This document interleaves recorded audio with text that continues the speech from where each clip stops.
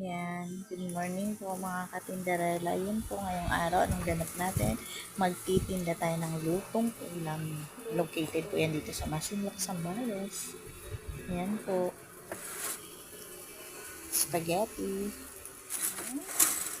Ang pahaba ng buhay, pansit. Ayan, tinola, may sabaw. Of course, tortang talong. Pagkain ng masa. Ayan, skinless, pang-almusal din syempre, hotdog, itlog. Ayan po ang aming setup. Ayan po ang aming munting pwesto dito sa palengke. And of course, torta pa din, piniprito pa din. At ito, quick tour tayo sa ating small na pwesto. Ayan, yan. Ayan po ang aming pwesto sa palengke. Ayan po. Thank you.